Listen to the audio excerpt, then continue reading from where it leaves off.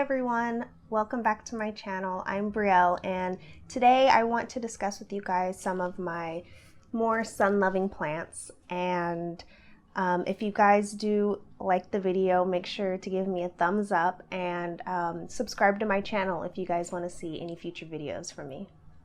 So first thing I want to say is when I say a sun-loving plant, that's anywhere from direct sun or some sun throughout the day, maybe like 4 to 5 hours of sun. And I made a list for you guys, makes it a little easier for me. But I want to start off with the fiddle leaf fig. So with my fiddle leaf fig, I make sure to put it in a spot where it is going to get most of the day of sunlight, and that includes some direct sun. I have my fiddle leaf fig in a west-facing window where it receives a lot of bright light in the morning, but then towards maybe the afternoon all the way till sunset, it will receive a lot of direct sunlight. When it comes to the fiddle leaf fig, they need the direct sunlight, and they like a lot of light all the time. They don't do too well in places of your home that isn't going to get a lot of sunlight. If you see the leaves start to fall off one by one, it definitely, I would push it towards the window a little bit more. And they also like humidity.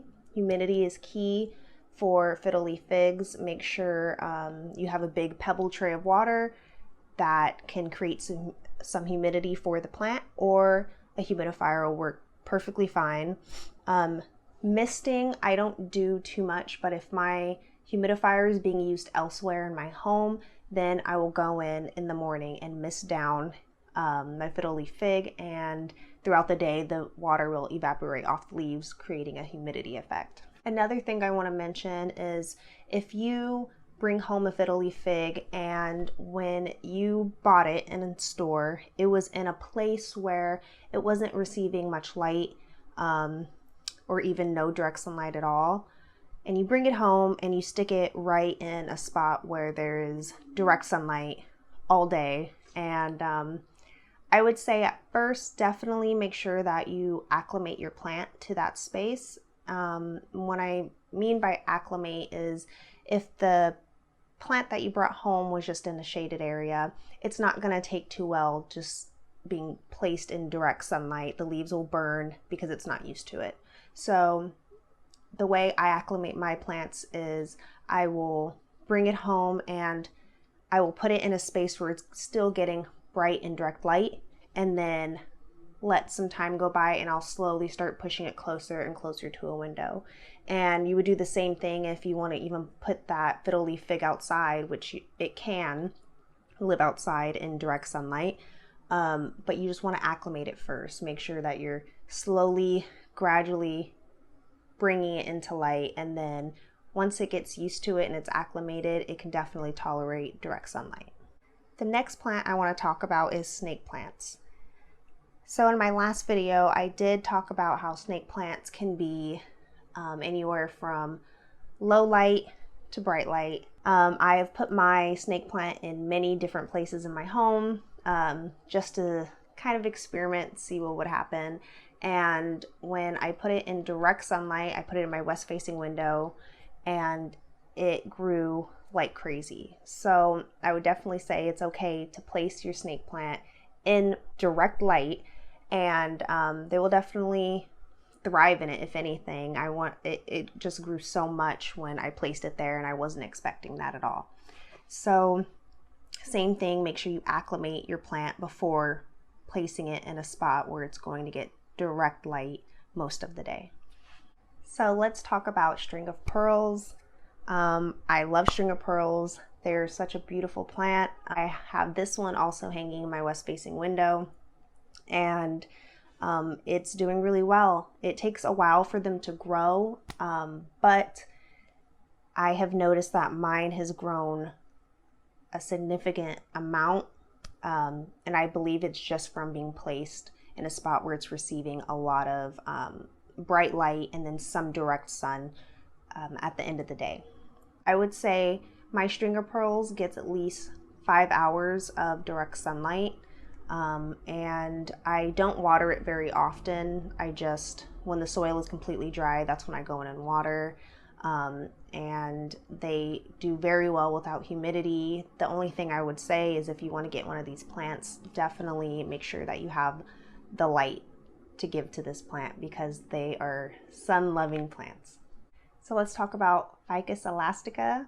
The rubber plant is also definitely one of my favorite plants, and I have 3 in my west-facing window. These plants are very easy to care for, especially if you have the light requirements that they need. I would say it's the same as my other plants since it is my west-facing window. They receive more light at the end of the day than they do in the morning. And I can't stress this enough. Please make sure you acclimate your plants before placing them in somewhere like a west-facing window where they will receive a lot of direct sunlight towards the end of the day.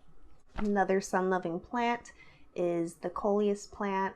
I have mine indoors and they do receive a lot of the afternoon light, but I do see a lot of landscapers using Coleus in people's gardens, backyards, and they seem to love the direct sunlight and they are getting it all day. There's no shade covering it. The sun's just beaming down on these Coleus plants and it doesn't burn them. They handle it perfectly. So you can place your Coleus in a spot where it will receive direct sunlight all day. Dumb canes are another perfect example of sun-loving plants. I have put my dumb canes in bright light. I've put it in low light, and it's just one of those plants that can do very well in all those situations. But I have put one of my dumb canes in direct sun at one point and it didn't seem to harm it in any way, but I also made sure I acclimated it. I first put it in a spot where it was just receiving bright and direct light all day, and then I just wanted to see what happened, so I pushed it a little closer to the window, and if anything, it just grew twice as fast and I didn't see any scorching on the leaves. So that is another perfect plant for those more sunnier window spaces. Tradescantias, they handle direct light very well, actually. I have a Tradescantia Purple Heart, a Tradescantia Lilac, and a Tradescantia Sabrina, and they all do very well in direct sun. If anything, I think they do way better in direct sun than they would in just bright and direct light or low light. By placing them there, they grow twice as fast and their color becomes more vibrant with more sunlight hitting them. So I would say if you do want to get one of the Tradescantia plants in your home, definitely hang it in a sunny window and it will go crazy for you. Monstera deliciosa. This plant also does very well in bright and direct light, even to medium light, but if you want big leaves and you want fenestrations and you want it to just grow wild, definitely place it in a spot where it's going to receive some direct sun throughout the day. Hoyas are also a good candidate for a place in your home that receives a lot of light. They tend to do way better in brighter lit areas of the home versus lower light conditions.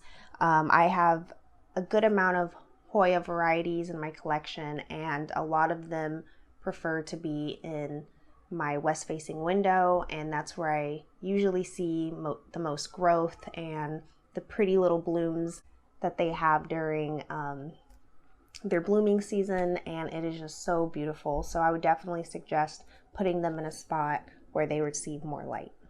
So this one was very interesting. I wasn't sure what to do with it when I first brought it home, but my lipstick plant, I put it in the west facing window because I felt like it would do best in a brighter lit area. I did have it in more of like a medium light condition when I brought it home to me, and I feel that she wasn't doing the best that she possibly can. So I pushed her a little closer to the window, and now she is in full bloom for me, which is great.